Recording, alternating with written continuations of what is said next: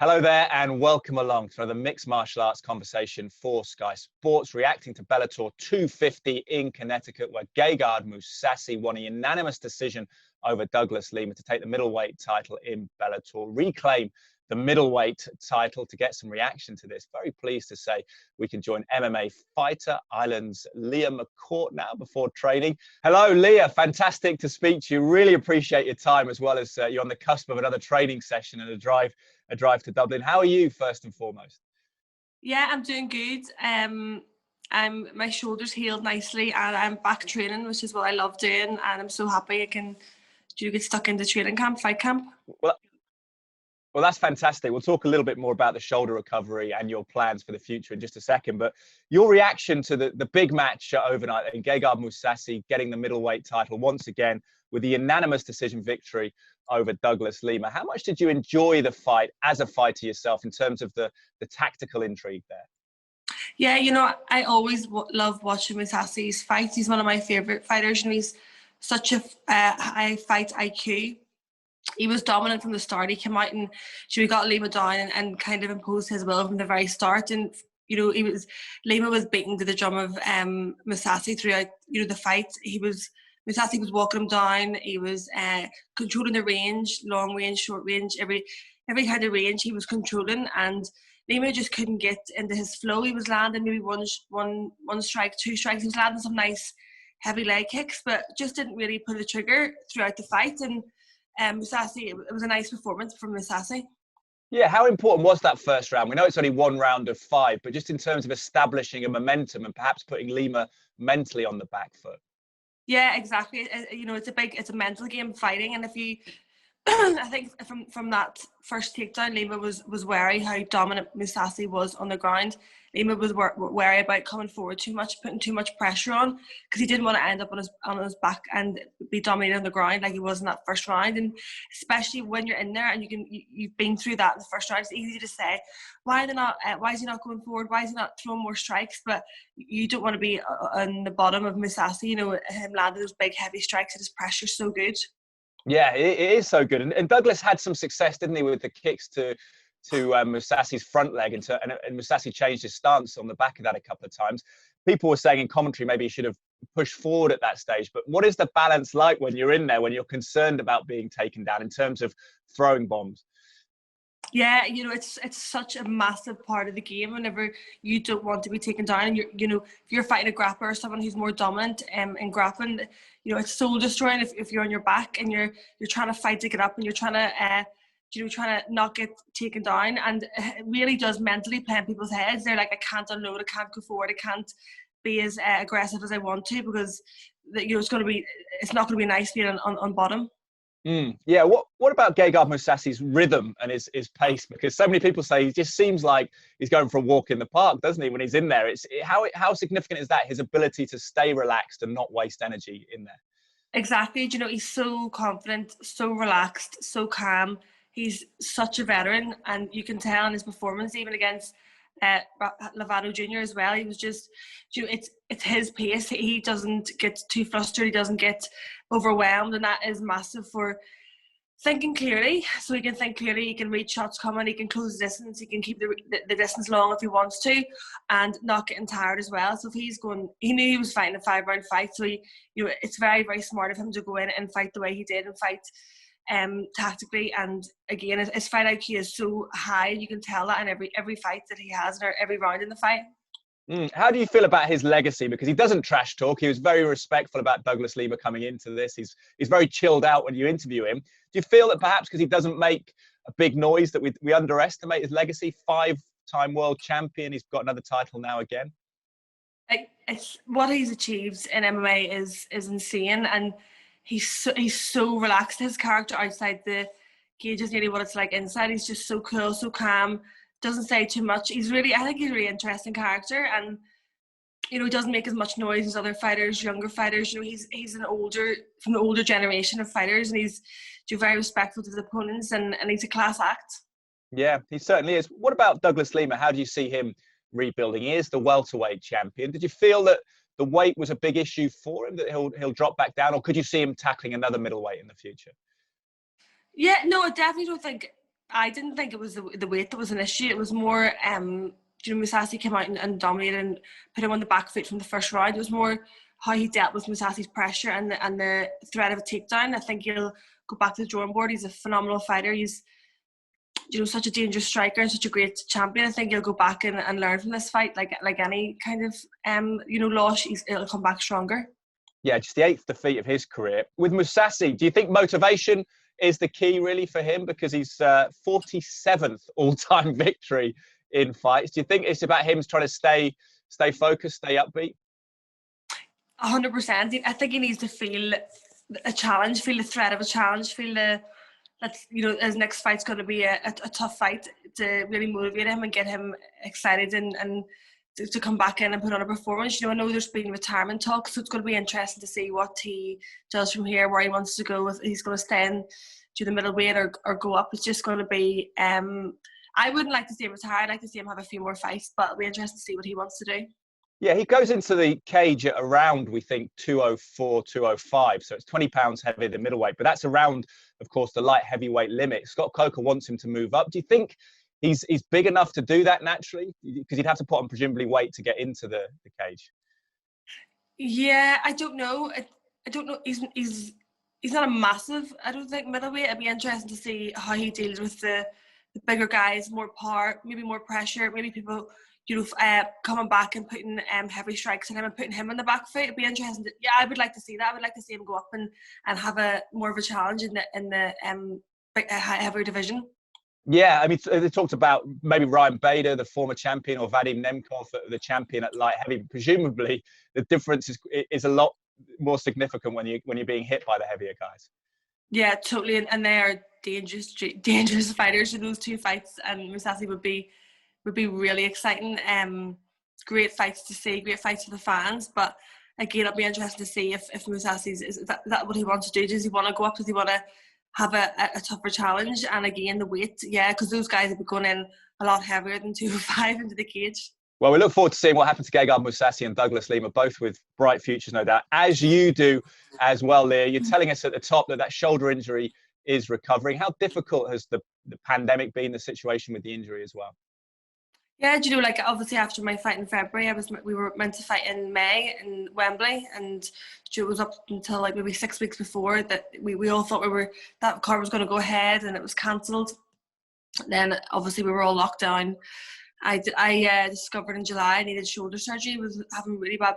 To be honest, I had a tear in my shoulder since before my first Bellator fight, and I was training through it and kept kind of putting up with it, and then it was getting really bad. I couldn't lift weights, and when I went for the scan, I didn't actually think that it was actually that bad, but they said, no, listen, it's really bad. That my surgeon said my shoulder was like that as somebody twice my age, and he's like, if you don't get this fixed now, it'll just keep dislocating. So I had my surgery in July, and I've had a few different surgeries and injuries, and that was the worst. I didn't sleep for 4 weeks with the pain. I was doing morphine tablets, everything, and I just couldn't sleep. I've never felt pain like it in my life, and it's been hard and it's been extremely painful, but I'm about 14 weeks post-surgery now, and I'm back striking, back grappling, back drilling, building up my strength in it again, and trying to get fit.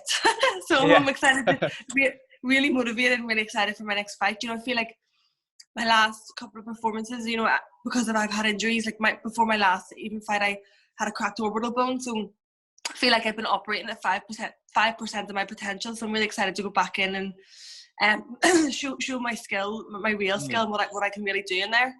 Yeah, and a shoulder is obviously so big in striking and grappling and everything in terms of the dynamics of mixed martial arts. How much is it now about the mental confidence to be able to, as you say, throw that with belief that there's not going to be an issue again? Is it getting your mind to accept it?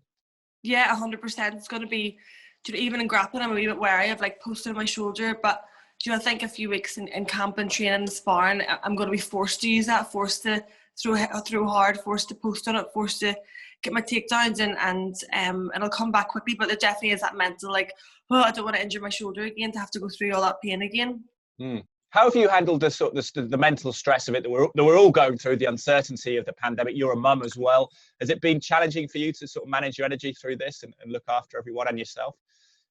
Yeah, definitely at the start. I just came back from I fought in February and came back from Dubai. I was in Dubai and then came back and everything was just totally locked down. So I was like at the highest of highs, you know, headlining through arena and coming back to completely like being locked in the house. And I'm out of the house at like 7 a.m. to 11 at night, always busy, coaching, working, training, looking after Isabella. So I found it really, really difficult, and I really didn't like being locked in the house. You know, obviously there's benefits with like being with Isabella, but my mind, I constantly need to be doing something, constantly need to be working or being busy. So it's been extremely tough. And you know, I was lucky enough to get away with Bellator there. We were in Paris and Milan doing the European shows and the series. It was great to get back to some sort of normality.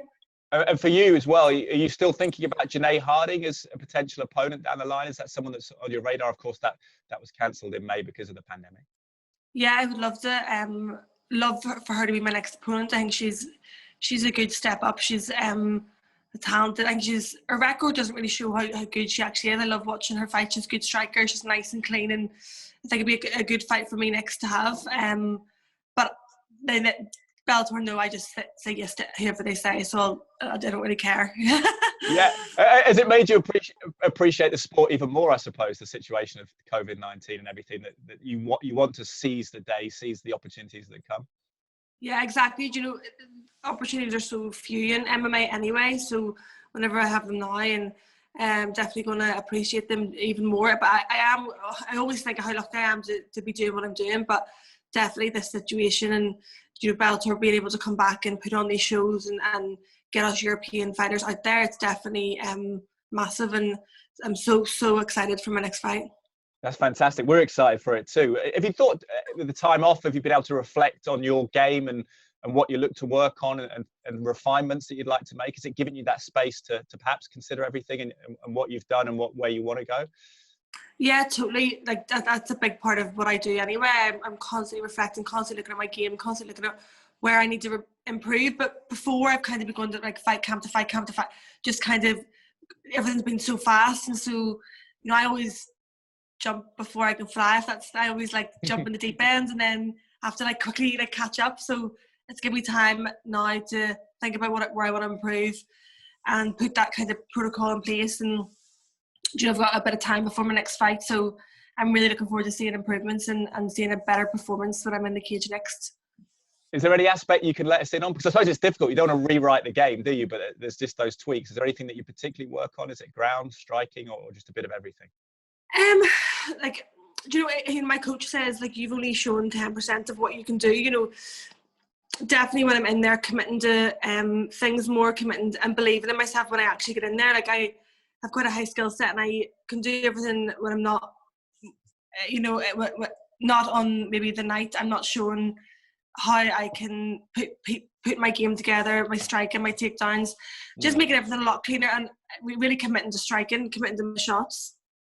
That's fantastic. And do you feel you'll be ready New Year with potentially or whenever that call comes from Scott Coker?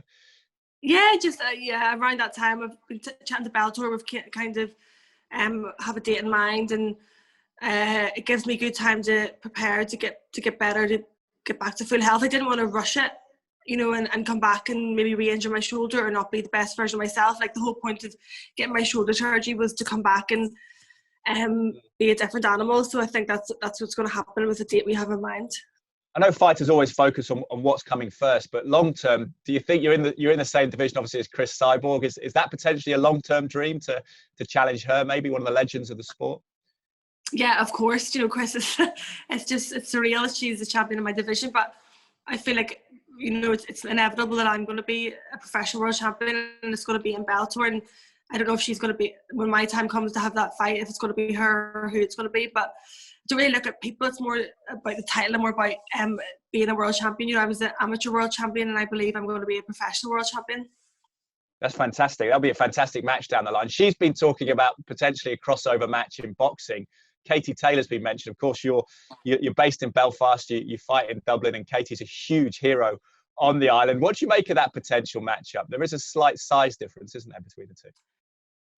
I think there's a big size difference. I think Cyborg's a good bit bigger than Katie. I don't know if they would ever be the same weight class, but Cyborg is she's achieved so much in MMA and jiu-jitsu, and it'd be great to see her take on the boxing field as well. You know, she's a true professional. She's always training, always in shape, always looking for a big challenge, and I think that would be it'd be so exciting for female martial arts. I just don't know how realistic that would be to happen, or what Katie thinks about that. I don't think she'd ever take a rematch. Scott Coker was teasing that there needed to be a kind of double header, one in a boxing ring and one in the cage. You couldn't potentially see that. Katie going in there wouldn't be the wisest move, would it? No, I definitely don't think so. No. Would it be big though over there? Do you get the sense with, obviously it's hard for us to get a sense, but the Olympics, I remember the following for Katie is incredible, isn't it? Do you think that would be a huge event in Ireland?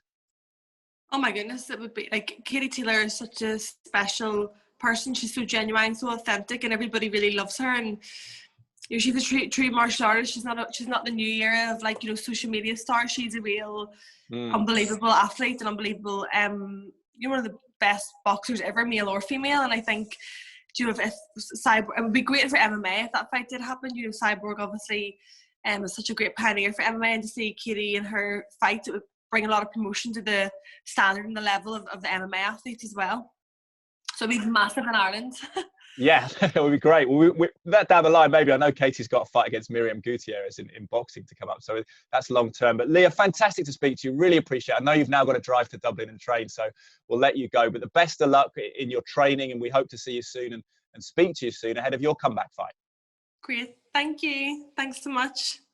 Well, fantastic to speak to Leah McCourt. Wish her the best of luck in her training. Of course, when she does get that date, we'll bring it to you on Sky Sports. For more mixed martial arts content, head to Sky Sports MMA pages. We'll be back again very soon.